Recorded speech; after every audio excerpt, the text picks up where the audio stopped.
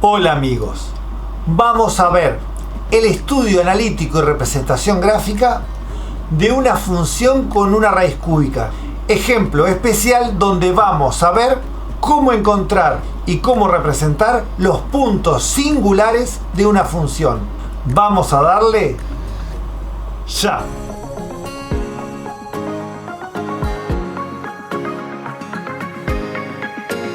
Esta función va a estar muy interesante porque tiene un total de 7 puntos críticos, así como lo oyen.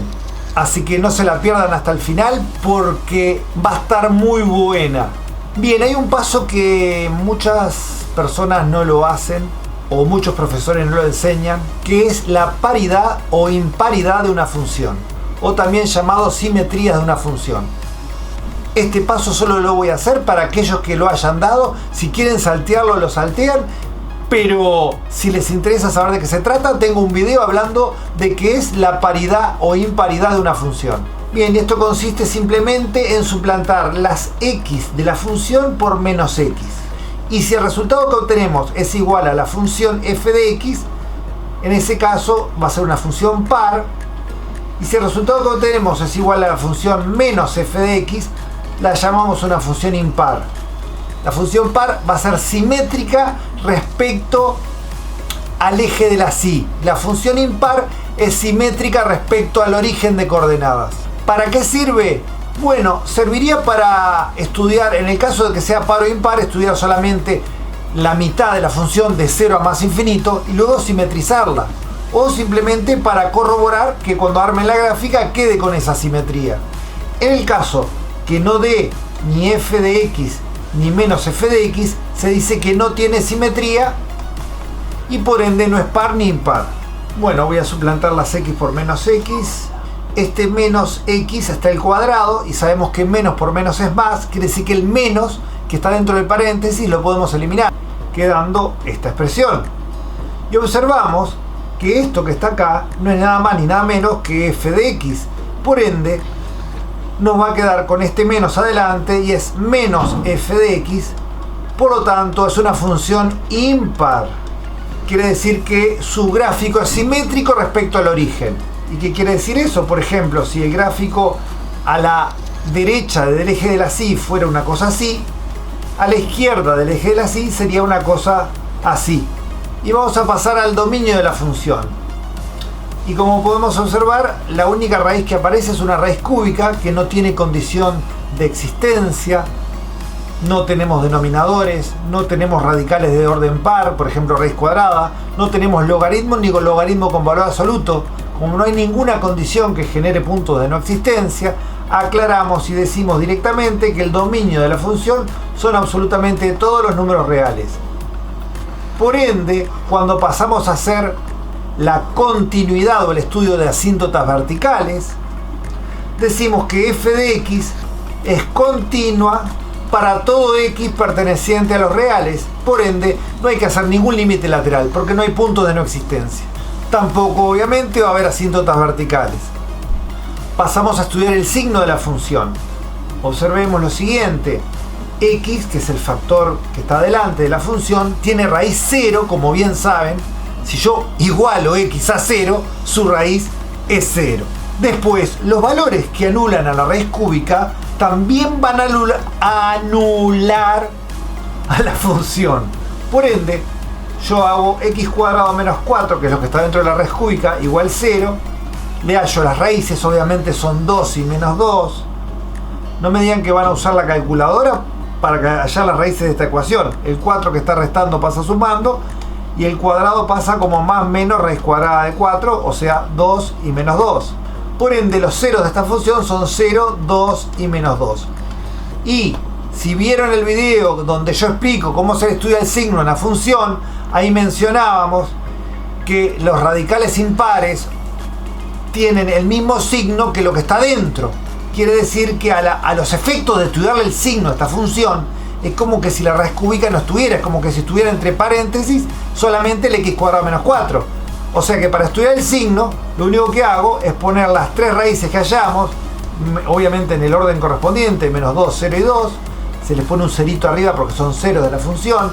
Para saber con qué signo empiezan, multiplico los signos de los términos de mayor grado, y el primer término, que es x, es positivo, y el segundo término, que es x cuadrado menos 4, también el término de mayor grado es positivo, y positivo por positivo da positivo, así que arranca con más, cambia menos, cambia más y cambia menos. Y ese es el signo de la función. El signo que se podía representar gráficamente. Yo les había explicado que si queremos graficar el signo de la función, hacemos un sistema de coordenadas, ubicamos una línea vertical por las raíces, que son -2, 0 y 2. Tachábamos o pintábamos debajo del eje de las X en las zonas positivas, o sea que acá de 2 a la derecha es positivo, se tacha debajo. Entre 0 y 2 es negativo, se tacha arriba. Entre -2 y 0 es positivo, se tacha abajo. Y de -2 a menos infinito es negativo, se tacha arriba. Y por esas zonas donde está tachado, la gráfica de la función no va a pasar.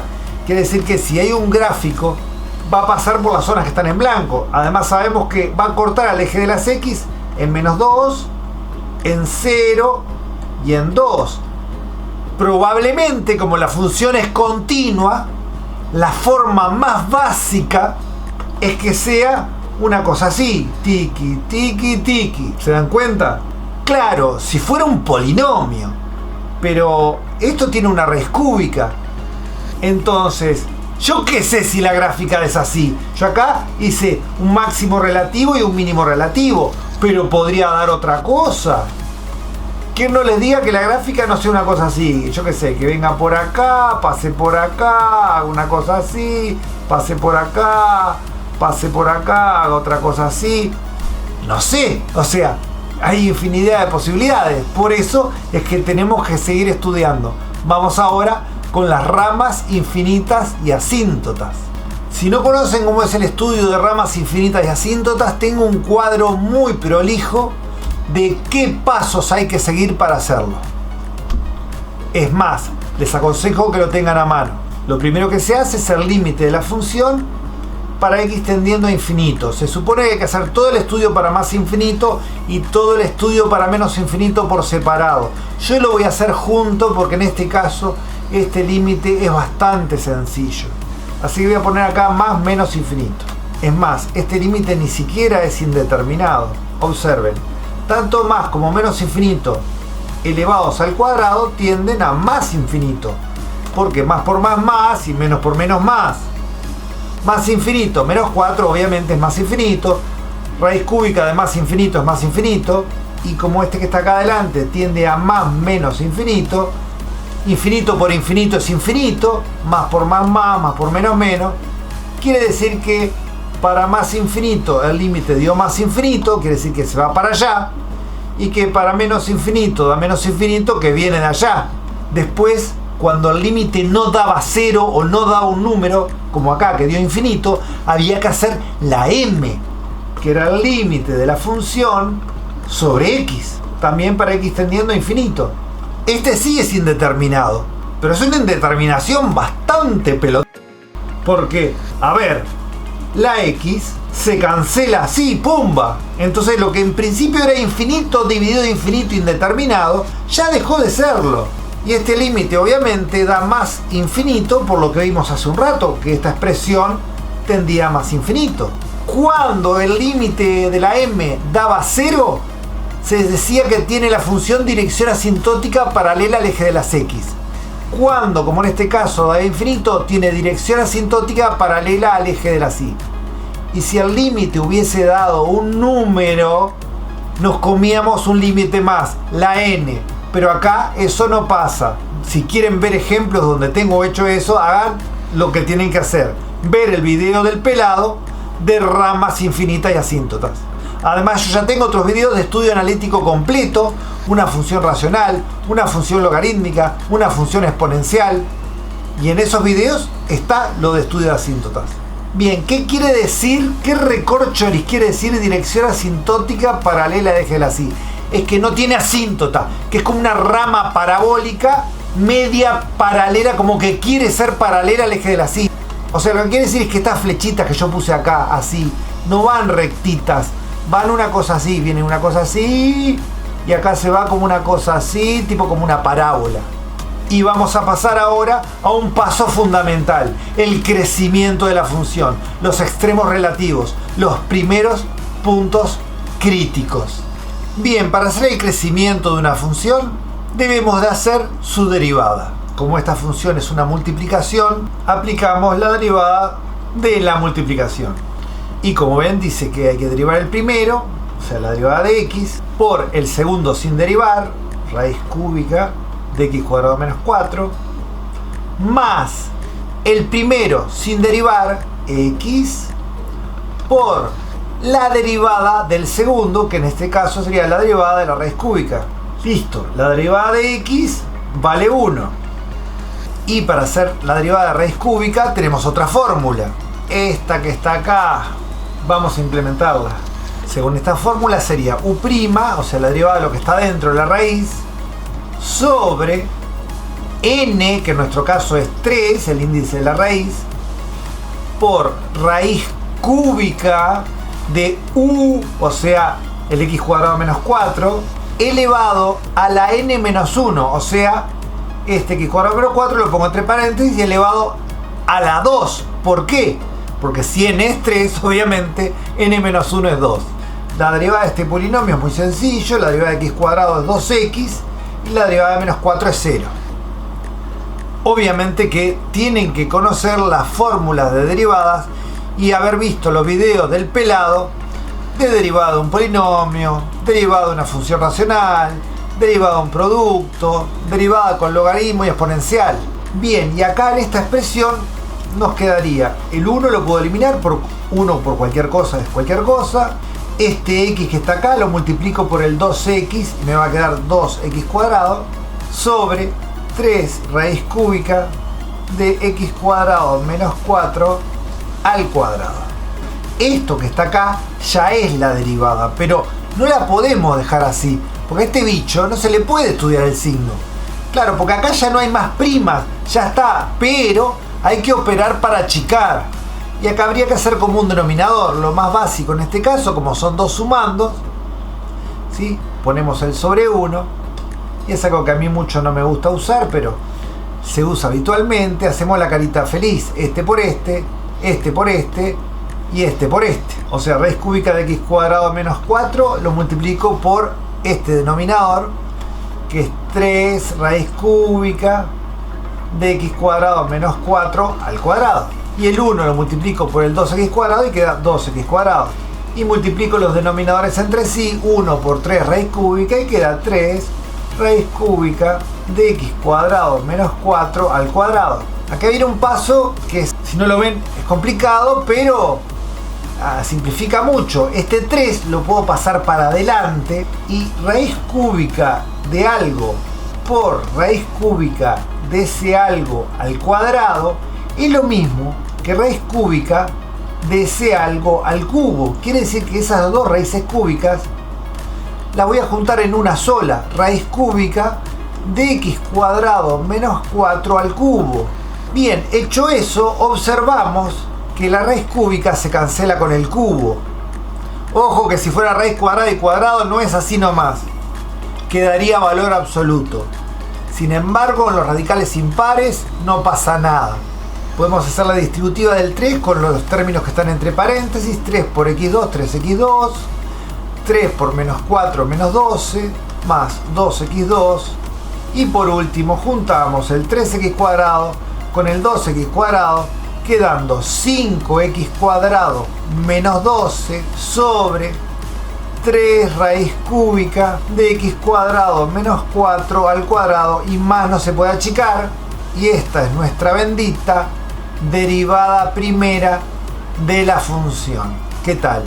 Bien, y ahora para hacer el crecimiento teníamos que hacerle el signo a esta derivada. Bien, vamos a comenzar hallándole las raíces al numerador rápidamente. 5x cuadrado menos 12 igual 0. El 12 pasa sumando y el 5 pasa dividiendo. Y el cuadrado pasa como más menos raíz cuadrada. Quedan horribles estos valores, pero a los efectos de graficar, obviamente, podemos aproximar. Aproximadamente 1.55. En el denominador tenemos x cuadrado menos 4 que tiene raíces más 2 y menos 2, pero este cuadrado que tiene acá hace que esas raíces sean dobles. Estas raíces son ceros, por eso le pongo un cerito arriba, porque son del numerador. A las del denominador, que son menos 2 y 2, los marco como raíces dobles, obviamente, porque vimos que estaba el cuadrado, pero como son del denominador son puntos de no existencia. Para saber con qué signo empieza, multiplico los signos de los términos de mayor grado. El numerador es positivo, el de mayor grado, y el denominador es positivo y al cuadrado, o sea, positivo sobre positivo, arranca con más. Como es doble no cambia, luego en 1.55 cambia, en menos 1.55 vuelve a cambiar y en menos 2 obviamente no cambia. Vieron que estudié todo junto, numerador y denominador en un solo eje real. Bien, la función se comporta así. Hasta menos 2 sube, de menos 2 a menos 1.55 sube, luego entre menos 1.55 y 1.55 baja, luego sube y sube. En menos 2 y 2 como no existe no hay nada, pero en menos 1.55 y en 1.55 ahí tenemos que en el entorno de menos 1.55 la gráfica sube y luego baja y tenemos un máximo relativo, y en 1.55 primero baja y luego sube y tenemos un mínimo relativo. Para completar el estudio tenemos que suplantar dichos valores en la función original para hallar la i de esos puntos. Yo lo voy a hacer en la calculadora y voy a poner directo los resultados. Y aproximadamente dan 1.8 y menos 1.8. Quiere decir que el máximo relativo tiene coordenadas menos 1.55 la x, 1.8 la y, y el mínimo relativo tiene 1.55 la x menos 1.8 la y. ¿Qué tal? Bien, vamos a pasar a la concavidad.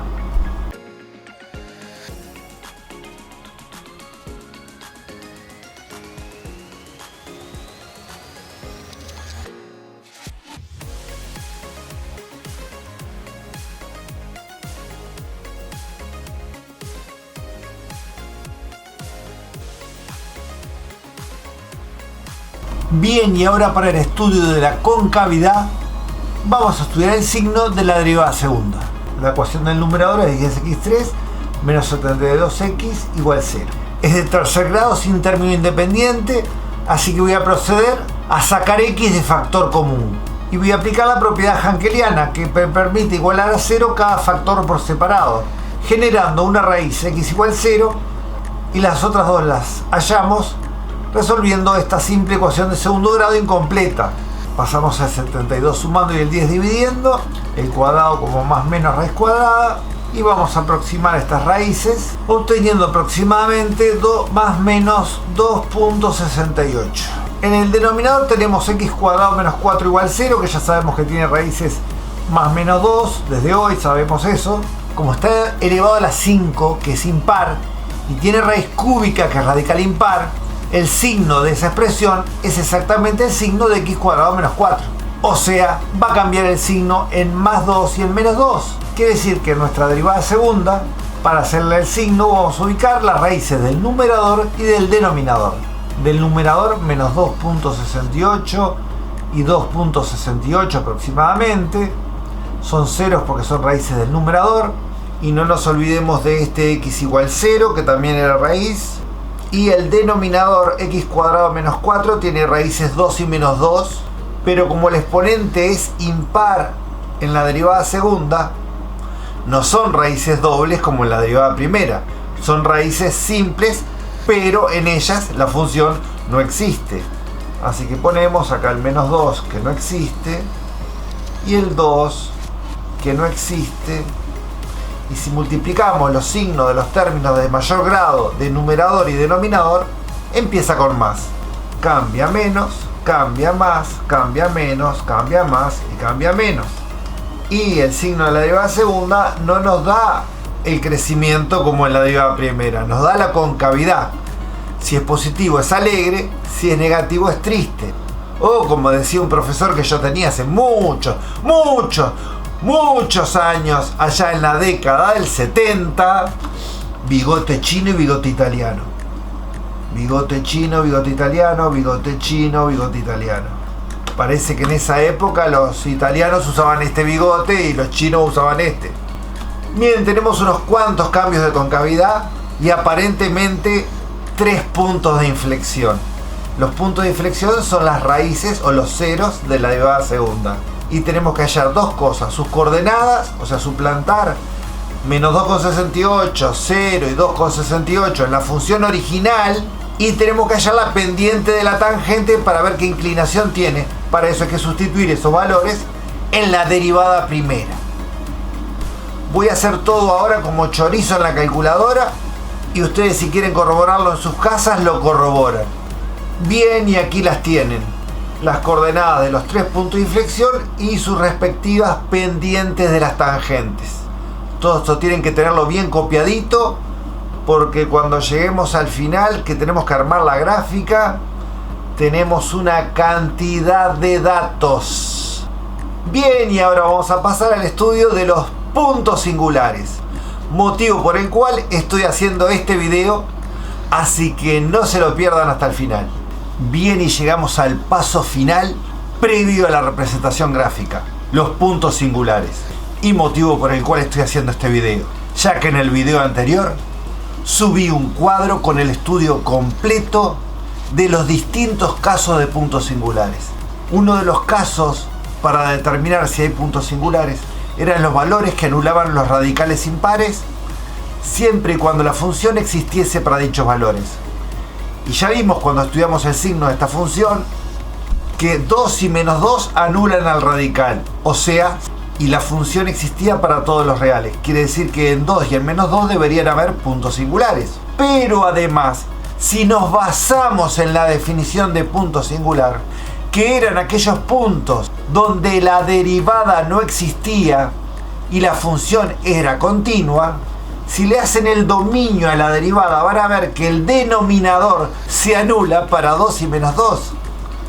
O sea que cumple con la definición de punto singular, ya que la derivada no existe para dichos valores y sin embargo la función es continua para todos los reales. Sin más que esto, vamos a analizar qué tipo de punto singular hay en x igual 2 y en x igual menos 2. Y para eso debíamos estudiar los límites laterales para dichos valores, pero de la derivada primera, no de la función original. Así que arrancamos. Voy a comenzar con x tendiendo a 2 por la derecha. 2 al cuadrado tiende a 4, 4 por 5 tiende a 20, 20 menos 12 tiende a 8, y el denominador obviamente va a tender a 0, ya que 2 es raíz de x cuadrado menos 4. Es más, como x cuadrado menos 4 a su vez está elevado al cuadrado, va a tender a 0 más, ya que si tendiera lo que está dentro del paréntesis a 0 menos, al elevarlo al cuadrado queda 0 más. Raíz cúbica de 0 más es 0 más por 3 es 0 más.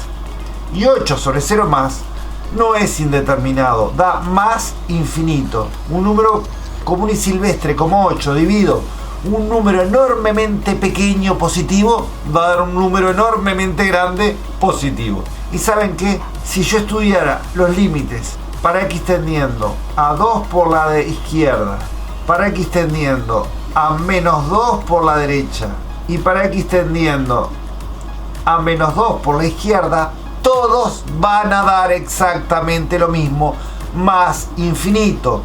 Compruébenlo, ya que tanto 2 como menos 2 elevados al cuadrado dan 4.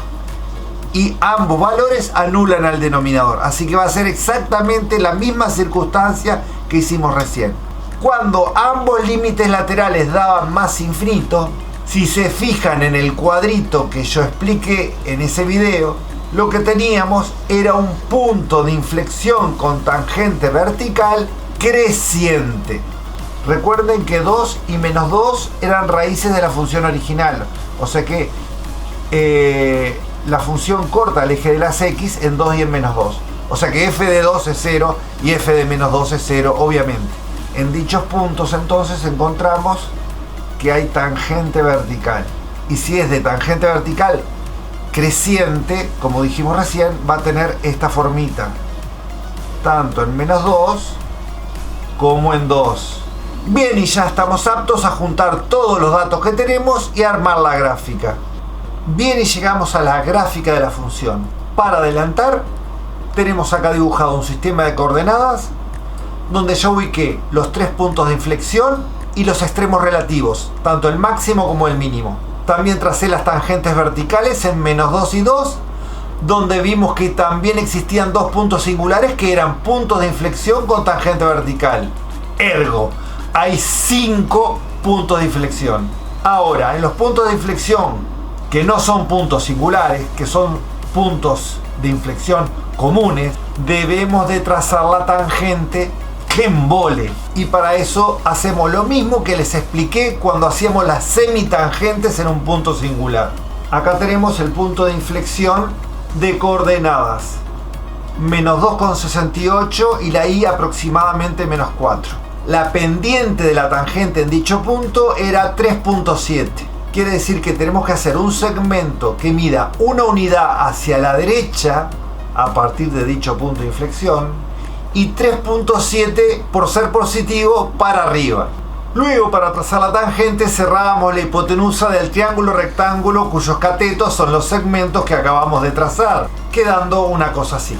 Este que está acá es el punto de inflexión cuyas coordenadas son 2,68 y la y aproximadamente 4. Otra vez hacemos un segmento que mida 1 hacia la derecha y en el extremo 3,7 para arriba. Tenía la misma pendiente que la otra tangente del punto de inflexión anterior. Y como pueden ver, quedaron paralelas, cosa que tenía que pasar. Nos queda trazar la última tangente que era en el origen de coordenadas. Segmento de una unidad hacia la derecha y la pendiente de dicho punto era -1,6. Por ser negativa, lo hacemos para abajo. Cerramos la hipotenusa y nos queda la tangente en el punto de inflexión que está en el origen. Como pueden ver, también tengo ubicado el máximo y el mínimo. Ahora voy a tirar la gráfica basándome en el crecimiento y la concavidad, estudios que les conviene tener a la vista en el momento que hacen el gráfico. Recuerden que la gráfica venía con dirección asintótica paralela al eje de la Y desde el menos infinito, y como la concavidad arranca negativa y creciendo, tiene que acercarse a la tangente por debajo de ella, así de esta manera. Atraviesa la tangente en el punto de inflexión, ahí se pone con concavidad positiva, sigue creciendo, alegre, y recuerden que en -2 había un punto de inflexión con tangente vertical. Ahí está la inflexión, ahí se ponía triste y sigue subiendo hasta el máximo. Después del máximo va a bajar, triste también, o sea concavidad negativa, va a llegar al siguiente punto de inflexión por debajo de la tangente, va a salir por encima de la tangente, va a atravesar el eje de las X y la tangente y sigue bajando hasta el mínimo. Del mínimo va a subir alegre, va a acercarse a la tangente vertical por el punto de inflexión con tangente vertical, que era el punto singular, hasta llegar al siguiente punto de inflexión y obviamente va a ser por debajo de la tangente. Y en ese último punto de inflexión se va a poner alegre, o sea con cavidad positiva, sigue creciendo y se va a ir con dirección asintótica paralela al eje de la Y. Me quedó horrible como un camino de hormigas. Vamos a dejar que GeoGebra la trace linda. Vamos GeoGebra. ¡Pah! Ahí quedó. ¿Qué tal? No sé si la ven bien, vamos a ampliar un poco la imagen. La trazó en verde. Observen. Coincidiendo, pasando por todos los puntos que encontramos, tangente a las rectas que trazamos.